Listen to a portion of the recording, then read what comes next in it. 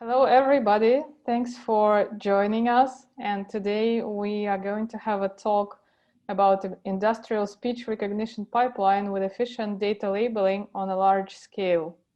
Our talk would consist of two parts, and we'll have two presenters. First part will be presented by myself. My name is Olga Megorskaya. I'm the head of Toloka crowdsourcing platform. And for the previous almost 10 years, I've been in charge of providing data labeling solutions for all products of Yandex. And the second part would be presented by Igor Kuralenok, who is the head of Yandex Cloud Machine Learning Services. Igor is responsible for all machine learning solutions at Yandex Cloud. And before that, he used to work for a long time at Yandex Search, where he was engaged in training the ranking formulas, assessing the quality of search, and setting up the mobile search. And in general, the major message and the major takeout that we would like you to have after having listened to our talk is a very simple idea that the human labeling should be treated as an integral part of AI production, that it is something that should be considered as a key expertise of AI production, and on a large scale should be taken as a purely engineering task. And today we would speak about that. We will try to illustrate that message. Speak a little bit about Toloka crowdsourcing platform, which allows engineers to integrate data labeling on a large scale into their AI production processes, and would look at a very interesting practical use case of speech recognition pipeline with efficient data labeling on a large scale. So let's start with a very simple and simplified example of machine learning production pipeline. I've taken it from the search experience, where we have like some pool of training data and some model working in production. And you have a team of engineers who are constantly working to provide new models and, for example, new ranking formulas for the search. First of all, you would need to evaluate the quality of your production working model. Then you would need to somehow evaluate the quality of the new models produced by your team of engineers, either by offline evaluation or using online evaluation like A/B testing or something like that. And then a new model which outperforms production in terms of your evaluation approach becomes a new production, and the whole process repeats and goes on and on and on. This is once again a very simplified scheme, but if we look at it more precisely, we would see that actually on many steps of this process, you would need human data labeling. You would need data labeling collected by human to collect your training set. You would need human labeling to calculate the metrics while evaluating the quality of the new formulas, and etc. And in general, this phenomenon is at the same time very simple and somehow not trivial to understand sometimes. It is in Kaggle when you compete within a given data set, but in real world, solutions compete within the whole pipeline of AI production. And those who know how to manage effectively the whole pipeline of production actually win. And the data labeling provided by humans is a very important and significant part of the whole AI production. And being able to set it up in an effective way on a large scale is a very important expertise of modern AI production. And when we look at human data labeling on a large scale, we would see that actually it is nothing about people management task. It is a purely engineering task. In general, all our experience shows that we should try to build such pipelines where the result would depend on the quality of the whole business process, but not on the individual skills of the performers. So it is like an alternative to a classical, I would call it, expert approach, when you take some reliable experts and may not bother about the quality of the business process, that they would provide you with the high quality data labeling just because they are experts in this field. But the alternative to it is what we call the crowdsourcing approach, which main advantages are in its scalability and measurability at every stage. Because in the contrast to the expert approach, here you take the whole business process, you decompose it into several steps, you add some automatization, you add many loops of quality control, you ask the same task to be performed by several performers, you smartly aggregate the votes of different people, and etc. And as the outcome, you get the result of the similar quality, but the whole process becomes completely measurable, manageable, and scalable. And this is crucial when we are dealing with production industrial AI pipelines. In a way, this is the ideology where we treat data labeling as a purely engineering task. We require minimal efforts from many, many people, and we deal with their collective wisdom as with, well, I would call it a specific computing cluster. And using the API, we're building automated pipelines based on this computing cluster of human intelligence. And we have used this ideology in order to build our crowdsourcing platform, Toloka, which enables engineers to integrate the data labeling into their AI production processes. So Toloka is an open crowdsourcing platform where anyone can register as a performer. We call them Tolokers. And as well, anyone can register as a requester and set up their tasks for data labeling. Toloka has a global crowd with more than 9 million registered performers speaking different languages and coming from almost all the countries of the world. And we have more than 40,000 people who are daily performing the tasks on the platform and getting paid for them. And their cumulative efforts provide more than 15 million labels every day. And of course, Toloka has integrated all the major advanced schemes of the quality control and training of performers and targeting tasks to specific audience and etc. in order to provide the best quality on regardless of the scale of your data labeling production.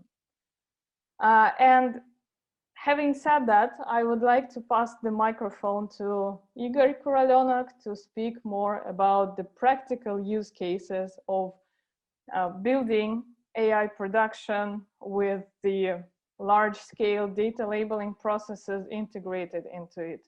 Igor, please. Thank you, Olga. Indeed, I'm Igor from Yandex Cloud, where I'm in charge for machine learning. And I want to give a practical foundation for statements from previous part of the talk. But first things first, I like very much old saying of Lord Kelvin, to measure is to know. And we need to understand how to measure crowdsourcing pipelines. There are three main properties of any crowdsourcing pipeline: quality, latency, and cost. And in general, we need to make a Pareto optimization for these parameters. But in different cases, we can limit two of these parameters and optimize the third one. And depending on task, we will limit either latency or quality, or latency or cost, or any other combinations. And to demonstrate this different business situations when we need to optimize different parameters, I will show you some business cases. First one is Baikal Lake eco monitoring. Our pipeline in this case must be consistent with historical data. So we do not need to optimize the quality of labeling. On the other hand, this procedure is regular, and we do not need to optimize time. What we want to optimize is a cost. And in this case, we limit error rate, latency, and optimize cost. Another case is election forecasting. In this case, we know the election schedule, no need to hurry. We almost always have a fixed budget for this forecasting. And what we want to optimize, we want for this money to get as better forecasting as we can. And final case is speech transcriptions. In this case, we have requirements for labeling quality. We want them to be better than automatical speech recognition models can reach. On the other hand, we have almost always, again, fixed budget. We do not want to spend all our money on labeling procedure. And what we want to, using the same set of workers, we want to optimize the throughput of the result to get our data set labeled as soon as possible. This latter case is relevant to my organization because we are developing Yandex Speech Kit. Yandex Speech Kit is one of the major voice technologies provider in Russia, and we provide transcription or streaming recognition for customers in Russia. Mostly we are focused on Russian language, but also we support some languages of our neighboring countries. And why do we need manual transcription of any text? As a matter of fact, we use this transcription in three different situations. First one is evaluation. We need to evaluate our own models. We need to train our own models, and this is the second reason to get transcriptions from people. And finally, we provide such service for our business customers who are concerned about quality of recognition. Why this problem is not solved yet? Reading recent papers on speech recognition, it seems that this problem is already solved, because most of these papers report error level below 5%, which is, well, better than I can hear. But in practical cases, we see that it is not so easy to get good recognition even with state-of-the-art models. And problem comes from two different directions. First is a noise. There are two types of noise in voice signals. First one is a background noise. And in case of background noise, we can have a record from some public place, or we can have a record from a car or from office, but when your neighbor starts drilling something. And this is very natural source of noise. The other source of noise in voice signals is transition noises. If we use some kind of communication software, this software or even hardware sometimes sacrifice the quality of a signal to stability of connection. And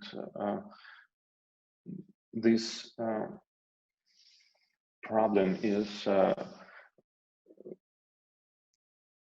specific for, especially relevant for cell phone calls. And I think everybody experienced problems with connection and with the signal quality when calling to someone. The second problem and the second direction is multi-speaker environment. Again, from my own experience, if I connect to some meeting room with my Zoom or any other software, it is not easy to understand what's going on if there are more than one or two people in the room I'm connected to. And for speech recognition model, it's a nightmare. That's why in our practice, we observe 10 or even more percent of word error rate. As a matter of fact, 10% is very, very good quality of recognition in the real world cases. So how to get and how to set up problem for high quality speech transcriptions.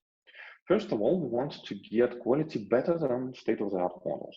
So we want a quality better than 10% of word error rate. We do not want to spend a fortune on this labeling. And as a matter of fact, we balance the budget we are spending on labeling and we are spending on hardware. Sometimes it is it will give you better results to spend money to get more data than to get better hardware. And what we want to get as many labels per day or per week as we can with a fixed set of workers. Most of our partners which works with voice technologies have their own on-site experts, and they're used in the following Naïve scheme of work. They sample an audio stream, then they ask their experts to transcribe these records and control this transcription quality with some fixed golden set. Besides the fact that this procedure doesn't work, there are three main issues with it. First of all, workers are unable to work with longer records. This problem comes from the fact that if we have 2 or 3 minutes long record, it is difficult to remember it. And then worker have to systemize his or her work with this record, and next to none workers are able to do this. We have found that the cost of such labeling will rise more than linearly with the length of the record, and it rise closer to quadratically. The second problem comes with privacy sensitive data. We want this data to be labeled inside our organization, which is not scalable at all. And if we label the whole record, we will have to stay inside our organization. The third problem comes from complexity of the data we are working with. If we have two transcriptions of the same record, with the length of this record, the probability that they will be different rises. And for 1 minute or longer records, you will hardly ever get two equal transcriptions. To overcome these difficulties, we can use our practice from other fields of information retrieval or data science or machine learning. In case of complex data, we have a practice to split this data into simpler fragments, then analyze one by one these fragments and aggregate the results of this analysis into some result which aggregate to some result for the whole object. We use this practice in ASR. We use this practice in natural language processing. We use this practice in many other fields, but we use it in machine learning. We use it for models for automatic processing. But in this case, in our case, crowdsourcers are much closer to, we can use crowdsourcers and we can use workers very similarly to our practice from those fields. What we can get from splitting the record into smaller segments. First of all, workers will be able to work to these records more efficiently. So they will deal with 9 seconds or 10 seconds records only, which is easy for them. A second point is that we found that only 5% sensitive data fits to this length of a segment. So if we spread different segments of a record between different workers, we prevent leakage of sensitive data. And finally, short records will be transcriptions of short records will be much more similar with each other, and we can use techniques of like cross-validation, like based on some distance, to aggregate this data and to validate this data. As for distances, we can use either full equality of transcriptions or Levenshtein distance between transcriptions. How does this work in practice?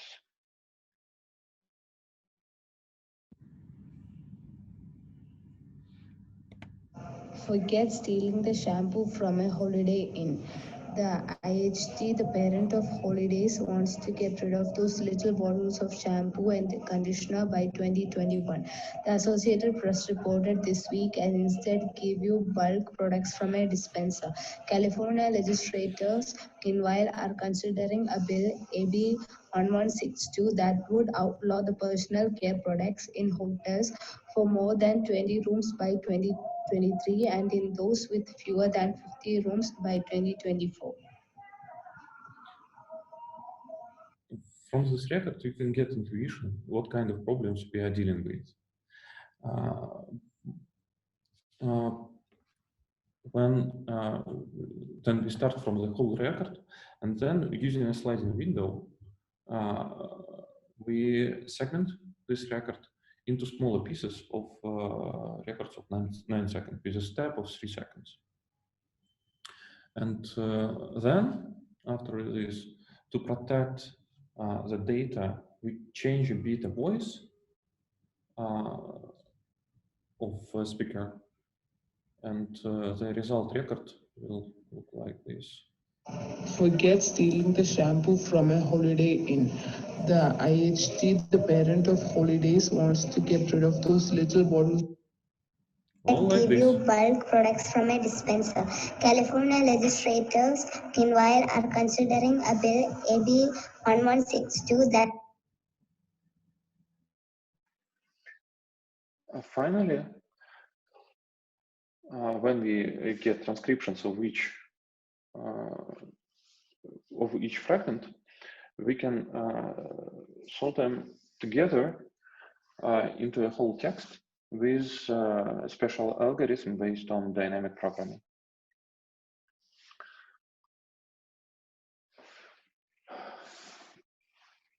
The next step is dealing with transcription quality. We have just saved a lot of money on splitting records, as we observed the cost of individual record depends on its length non-linearly. And this money we can spend on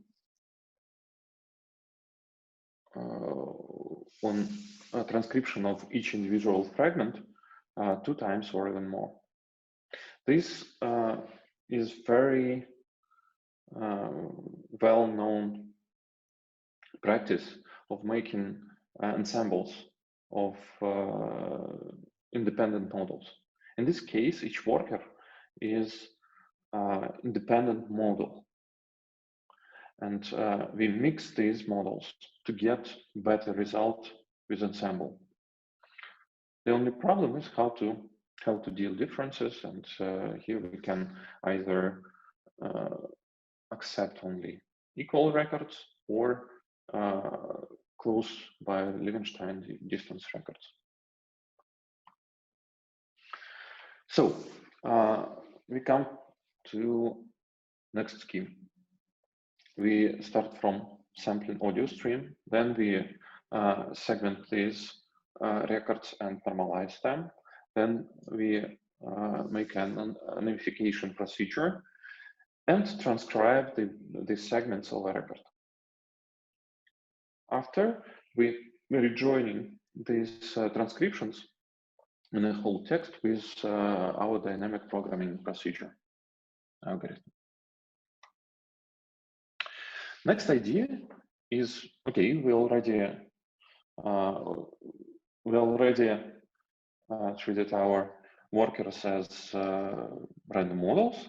Why not mix them with other models, trained models? And these trained models is a bit different by their properties from crowdsourcing workers, especially their cost is dramatically lower. On the other hand, trained models are biased towards the model itself. So we need to deal with this. First of all, we can use and utilize the first property, and we need to deal with the problem, the second problem. In this case, we can ask our experts, our workers, to verify results of a trained model, not to transcribe manually.